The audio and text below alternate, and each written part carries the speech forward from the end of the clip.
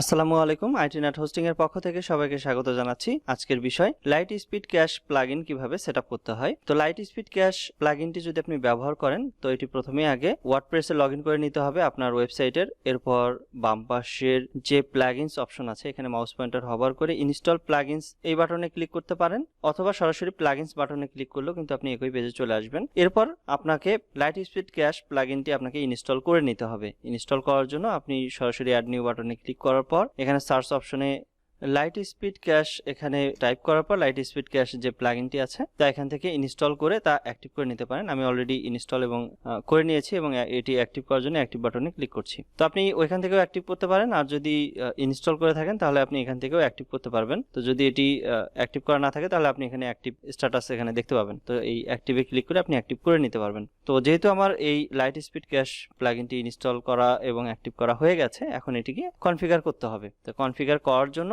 সরাসরি আপনি এখানে সেটিংস বাটনে ক্লিক করতে পারেন এবং সেটিংস বাটনে ক্লিক করলে আপনি সবকিছু এখানে অপশন দেখতে পাবেন, অথবা আপনি যদি চান তাহলে বাম পাশে যে লাইট স্পিড ক্যাশ নামে যে অপশনটি আপনি দেখতে পাবেন এখানে সরাসরি ক্লিক করবেন, অথবা আপনি যদি চান এখানে মাউস পয়েন্টার হভার করলেও কিন্তু এই মেনুগুলো কিন্তু আপনি দেখতে পাবেন। তো এটা হচ্ছে যে লাইট স্পিড ক্যাশের ড্যাশবোর্ড। এখান থেকে আপনি সরাসরি প্রথমে এই অপশনটি ফাঁকাই দেখবেন। তো আপনি যখন কনফিগারেশন কমপ্লিট করবেন বা যখন এটি প্রপারলি যখন ইনেবল হয়ে যাবে তখন কিন্তু আপনি এখানে রিফ্রেশ বাটনে ক্লিক করলে এখানে কিন্তু আপনি দেখতে পাবেন যে আসলে কতটুকু অপটিমাইজ হয়েছে এবং এর স্কোর কতটুকু। যদিও এখানে 0 দেখাচ্ছে, এখানে প্রপারলি তখনই আপনি এটি দেখতে পারবেন। এজন্য এখানে প্রথমে যে সেটআপটা করতে হবে, এখানে ড্যাশবোর্ড থেকে পেজ স্পিড স্কোর এখানে গেস্ট মোড এই বাটনে ক্লিক করতে হবে। এই বাটনে ক্লিক করার পর আপনি দুটি অপশন দেখতে পাবেন, একটি হচ্ছে জেনারেল সেটিংস আর একটা হচ্ছে টিউনিং। প্রথমেই বলে রাখি যে আপনি যে প্লাগইনই ব্যবহার করেন না কেন সেটা অবশ্যই ফ্রি অথবা পেইড যে কোনো একটি ব্যবহার করতে পারেন। এর মধ্যবর্তী যে প্লাগইনগুলো আছে এগুলো ব্যবহার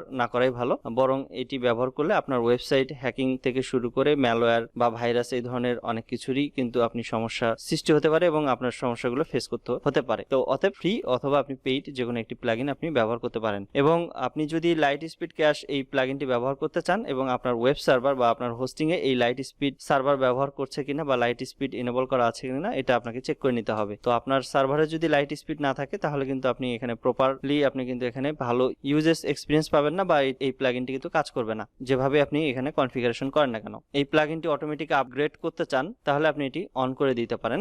এরপর রিকোয়েস্ট ডোমেন কি এই বাটনে ক্লিক করার পর আপনার ডোমেনের যে কিটা আছে তা আপনি এখানে জেনারেট করে নিতে পারেন। তো সাধারণত কিছুক্ষণ সময় অপেক্ষা করতে হয় যখন আপনি রিকোয়েস্ট করেন। তো এখানে যদিও দেওয়া আছে যে আপনি প্রথমবার রিকোয়েস্ট করার পরে 14 মিনিট বা 15 মিনিটের পরে কিন্তু আপনি রিকোয়েস্ট করতে পারবেন। তো এখানে যদি আপনি 2 থেকে 3 মিনিট ওয়েট করেন তাহলে অটোমেটিকলি এখানে ডোমেন কি কিন্তু জেনারেট হয়ে যাবে। এখানে আমি অপেক্ষা করি এবং পরের যে ধাপটা আছে সেখানে যাই। তো গেস্ট মোড এখানে সবকিছু ডিফল্টই রাখতে পারেন এবং আপনি যে অপশনটাই ইনেবল করেন না কেন সেই অপশনটি সম্পর্কে আগে আপনি ভালোভাবে পড়বেন এবং তা যদি আপনি কোনো কিছু চেঞ্জেস করেন, ধরেন আপনি এখানে অফ আছে ডিফল্ট ভাবে আপনি অন করেছেন, তো অন করার পর আপনার যে ওয়েবসাইটটি আছে তা কিন্তু আপনি নতুন ট্যাবে ওপেন করে নেওয়ার পর আপনি তা ভিজিট করে দেখবেন যে এই ওয়েবসাইটে কোনো কিছু চেঞ্জেস হচ্ছে কিনা বা সিএসএস গুলো সঠিকভাবে কাজ করছে কিনা বা আপনার সাইটটা ভেঙে যাচ্ছে কিনা বা কোনো সমস্যা ক্রিয়েট হচ্ছে কিনা। তো যদি আপনি এখানে দেখেন যে প্রপারলি কাজ করছে তাহলে আপনি সেই অপশনটি আপনি অন বা অফ রাখতে পারেন। আর যদি কোনো কিছু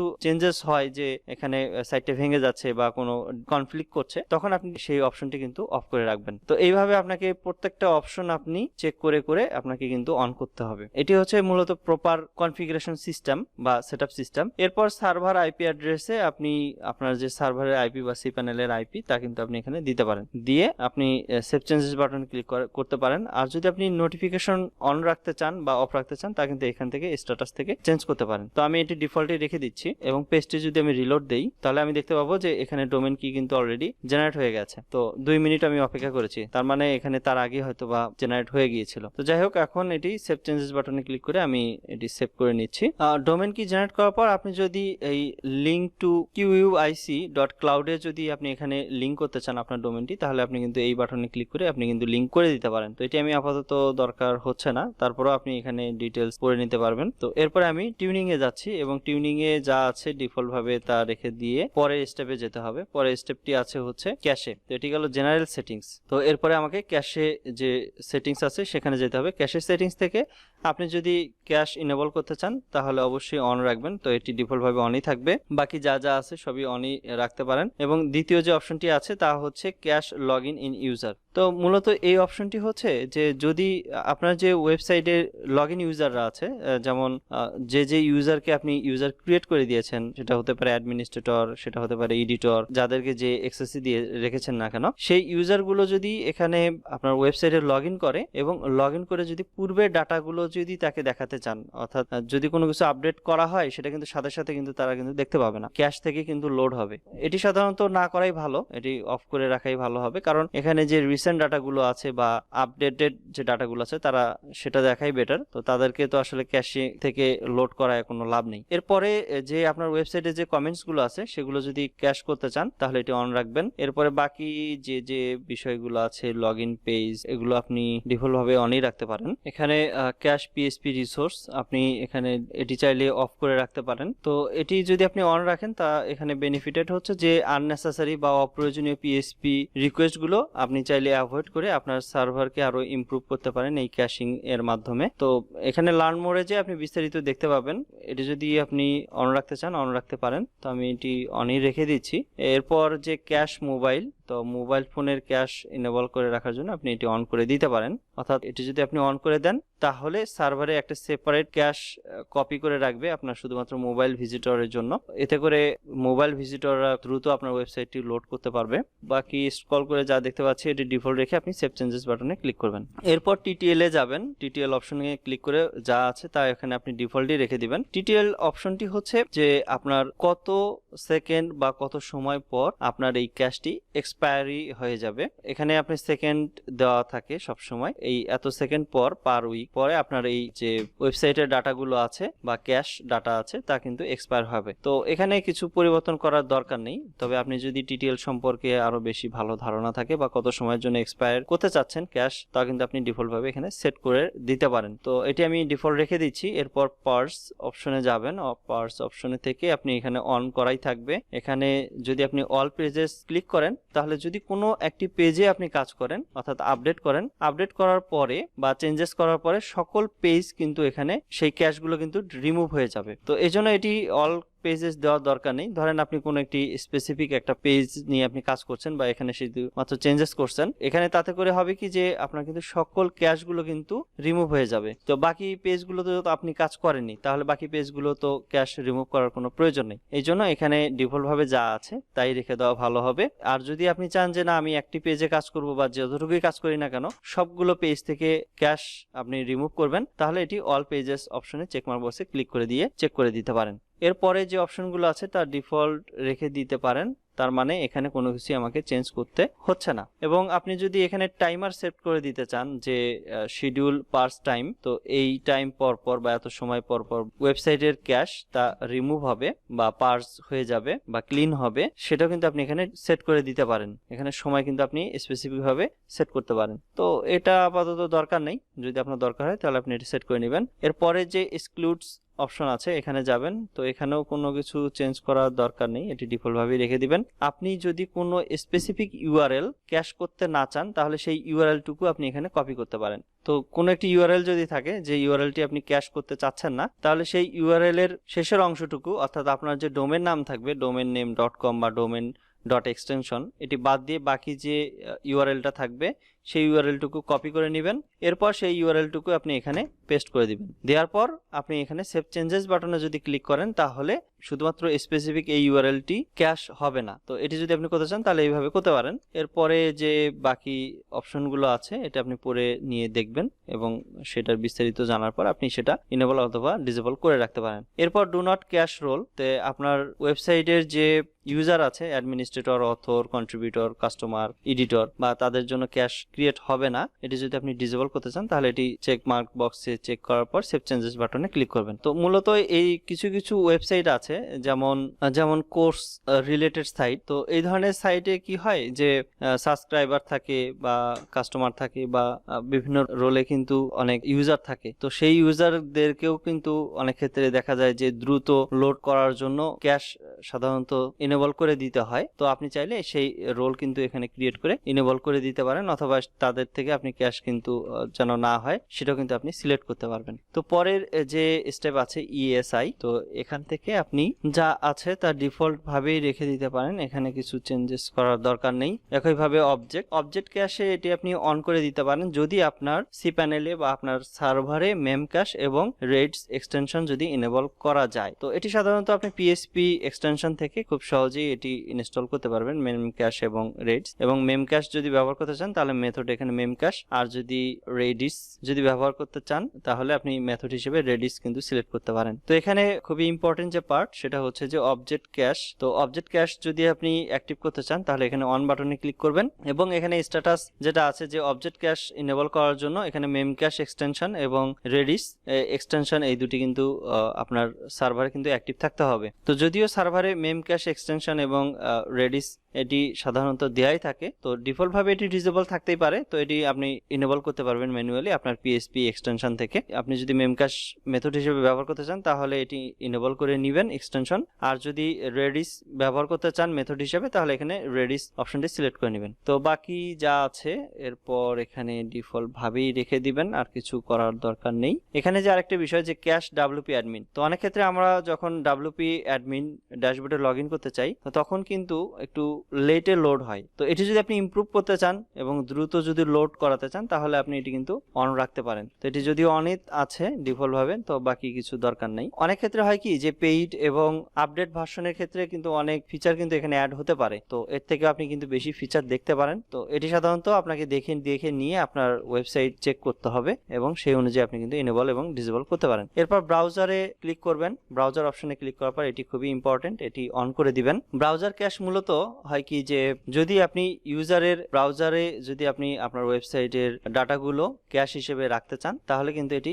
অন করে দিতে হবে। যদি আমরা কোনো ওয়েবসাইট ভিজিট করি সেই ইউজার বা আমার ডাটাগুলো বা এই ওয়েবসাইট কিন্তু ক্যাশ হিসেবে আমার ব্রাউজারে কিন্তু সেভ থাকবে। তো এটি যদি আপনি করতে চান তাহলে এটি অন করে দিবেন। এরপর এখানে টিটিএল সেট করে দিতে পারেন। টিটিএলটি যদিও আমি আগেই বলেছি যে কত সময় পর আপনার এই ক্যাশ এক্সপায়ার হবে সেই সময়কে বোঝাচ্ছে, তো এটি ডিফল্ট ভাবে রাখাই ভালো হবে। অন্য কিছু যদি আপনি কাস্টমাইজ করতে চান তাও আপনি কিন্তু করতে পারেন। তো এখানে সবকিছু চেঞ্জ করার পর সেভ চেঞ্জেস বাটনে ক্লিক করবেন। তো এরপর আপনি চলে যাবেন অ্যাডভান্স অপশনে। অ্যাডভান্স অপশন থেকে আপনি যদি HTTP বা HTTPS কম্পাটিবিলিটি এটি যদি অন রাখতে চান তাহলে এটি অন করে দিতে পারেন। তো আমি এটি ডিফল্টই রেখে দিচ্ছি এবং সবকিছু চেঞ্জেস করার পর সেভ চেঞ্জেস বাটনে ক্লিক করছি। তো এরপর চলে যাচ্ছি CDN এ। তো CDN এ ক্লিক করে নেওয়ার পর আপনি যদি আপনার ওয়েবসাইটটি যদি CDN এর সাথে অ্যাড করতে চান, যেমন CDN অনেক ধরনের CDN আছে, পেইড আছে, ফ্রি আছে। এই CDN এর সাথে আপনার ওয়েবসাইটটি যদি অ্যাড করতে চান তাহলে আপনি কিন্তু এখানে যে ক্লাউডফেয়ার API এটি অন করে দিবেন। এরপর গ্লোবাল API কি, এখানে আপনি ক্লাউডফেয়ারে গেলে এই গ্লোবাল API কি পাবেন, এরপর এখানে দিবেন। এরপর আপনার ক্লাউডফেয়ারের বা আপনার যে CDN এর ইমেল অ্যাড্রেস তা দিবেন। এরপর আপনার ডোমেন নামটি দেওয়ার পর সেভ চেঞ্জেস বাটনে ক্লিক করলেই কিন্তু সেই CDN এর সাথে কিন্তু অ্যাড হয়ে যাবে। তো CDN এর সাথে যদি আপনি অ্যাড করেন বা আপনার ওয়েবসাইটে যদি CDN এ থেকে লোড করেন তাহলে কিন্তু আরো বেশি দ্রুত লোড হবে, কারণ CDN এ আমরা সবাই জানি যে বিভিন্ন লোকেশনে CDN আলাদা সার্ভার আছে। এতে যদি আপনি অ্যাড করেন তাহলে আপনার ওয়েবসাইটটি সেই আলাদা আলাদা সার্ভারে কিন্তু ডাটা কিন্তু স্টোর থাকবে এবং আপনার ইউজার যে ডাটা সেন্টার বা যে CDN সার্ভারের আশেপাশে থেকে বা কাছাকাছি থেকে আপনার ওয়েবসাইটে ভিজিট করবে সেই ডাটা সেন্টার বা সেই লোকেশনের CDN এর যে সার্ভার আছে সেখান থেকে কিন্তু আপনার ওয়েবসাইটটি লোড হবে। তো এতে করে কিন্তু খুব দ্রুতই লোড হবে আপনার ওয়েবসাইটটি। তো এরপর আরো কিছু কিছু অপশন আছে যেমন QUIC.CloudCDN, এটি যদি আপনি অপশনটি অন করতে চান তাহলে অন করে নেবেন। তো এই বিষয়গুলো দেখার পর তারপর আপনি সেভ চেঞ্জেস বাটনে ক্লিক করলে এটি চেঞ্জ হয়ে যাবে। এরপর ম্যানেজ অপশন থেকে আপনার যা আছে এটি ডিফল্ট ভাবে রেখে দিতে পারেন। এরপর আপনি চলে যাবেন নেক্সট অপশনে ইমেজ অপটিমাইজেশন। ইমেজ অপটিমাইজেশন থেকে আপনি চলে যাবেন ইমেজ অপটিমাইজেশন সেটিংস, দ্বিতীয় অপশন। এরপর আপনি যদি অটো রিকোয়েস্ট করেন এটি যদি অন করতে চান তাহলে অন করবেন। যা যা আছে তো সবগুলো আসলে সেটিংস যদি আমি দেখাতে চাই ভিডিওটি অনেক বড় হয়ে যাচ্ছে, তো যে যে সেটিংস সাধারণত অন এবং অফ রাখতে হয় সেটি আমি শুধুমাত্র দেখাচ্ছি। তো বাকি এখানে যা আছে তার ডিফল্ট রাখতে পারেন। এরপর ইমেজ ওয়েবপি রিপ্লেসমেন্ট, তো আপনি এটি চাইলেও অন করে রাখতে পারেন, এটি আমি ডিফল্ট ভাবে অফই করে দিচ্ছি। এরপর ওয়ার্ডপ্রেস ইমেজ কোয়ালিটি কন্ট্রোল, তো ওয়ার্ডপ্রেসে যে আপনি ইমেজগুলো দিবেন তো এখানে কোয়ালিটি এখানে 82 থাকে, অনেকে 85 থাকে, তো এখানে আপনি 75 থেকে 80-র মধ্যে কিন্তু রাখতে পারেন, তাতে করে কিন্তু অপটিমাইজও হবে এবং আপনার ইমেজের যে কোয়ালিটি সেটাও কিন্তু ভালো থাকবে। এরপর চলে যাবেন আপনার পেজ অপটিমাইজেশনে। পেজ অপটিমাইজেশন থেকে সিএসএস মিনিফাই এটি আপনি অন করে দিতে পারেন। আর সিএসএস মিনিফাই বলতে এখানে একটা ওয়েবসাইটে কিন্তু অনেকগুলো কিন্তু সিএসএস থাকে, তো সেই সবগুলো সিএসএস ফাইল কিন্তু আপনি একটি মাত্র ফাইলে অ্যাড করে কিন্তু আপনার ওয়েবসাইটে লোড করাতে পারেন, তো এটাই হচ্ছে সিএসএস মিনিফাই, তো এটি আপনি অন করে দিতে পারেন। এরপর সিএসএস কম্বাইন এটাও আপনি অন করে দিতে পারেন। তো এখানে মূল যে দেখার বিষয় যে আপনি যে অপশনটি অন করবেন না কেন, অপশনটি অন করার পর আপনার ওয়েবসাইটটি কিন্তু ভিজিট করে দেখবেন যে কোনো কিছু চেঞ্জ হচ্ছে কিনা বা আপনার সাইটটি ভেঙে যাচ্ছে কিনা বা সিএসএস ঠিকমতো কাজ করছে কিনা। তো প্রপারলি যদি কাজ করে তারপরে আপনি এটা অন করে দিবেন, আর যদি কোনো সমস্যা দেখেন তাহলে এটি ডিফল্ট ভাবে যা আছে, যদি অফ থাকে তাহলে অফই করে দিবেন। এরপর জেনারেট ইউসিএসএস এটি আপনি ডিফল্ট ভাবে যা থাকবে তাই রেখে দিয়েন, এখানে আর কিছু চেঞ্জেস করতে হচ্ছে না। তো এরপরে আপনি চলে যাবেন জেএস সেটিংসও সেম, মিনিফাই এবং কম্বাইন এই দুটি অন করে দিবেন এবং চেক করবেন যে আসলে কোনো সমস্যা হচ্ছে কিনা। একইভাবে এইচটিএমএল সেটিংস, এখানেও আপনি এইচটিএমএলও যদি মিনিফাই করতে চান তাহলে কিন্তু আপনি এটি মিনিফাই করতে পারেন, এখানে যা আছে ডিফল্ট তাই থাকুক। মিডিয়া সেটিংস থেকে লেজি লোড ইমেজেস এটি আপনি অন করে দিতে পারেন। অনেক ক্ষেত্রে আমরা যখন কি হয় যে কোনো ওয়েবসাইট যখন আমরা ভিজিট করি তো ইমেজগুলো কিন্তু লোড হতে কিন্তু অনেক লেট করে, যার কারণে কিন্তু ওখানে লোডিং ইস্যুটা থাকে। আপনার ওয়েবসাইটে যদি অনেক বড় বড় বা বেশি ইমেজ থাকে প্রথম ভিজিটেই কিন্তু সেই ইমেজগুলো যতক্ষণ না পর্যন্ত লোড নিচ্ছে সেই পেজে বা হোম পেজে ততক্ষণ পর্যন্ত কিন্তু ওটা লোডিং ইস্যু দেখায়, মানে ঘোরে আর ঘোরে। তো আপনি যদি চান যে লেজি লোডার এটি অন করে দিবেন, তো তাতে করে হবে কি আপনার প্রপারলি যে কন্টেন্ট গুলো থাকবে ওই ওয়েবসাইটে বা ওই পেজে সেটা কিন্তু আস্তে আস্তে লোড হবে। তো এটি যদি আপনি করতে চান তাহলে এটি অন করে দিবেন। তো এরপর আপনি সেভ চেঞ্জেস বাটনে ক্লিক করবেন, বাকিগুলো ডিফল্ট রাখতে পারেন। মিডিয়া এক্সক্লুড এখানে কিছু চেঞ্জ করতে হচ্ছে না।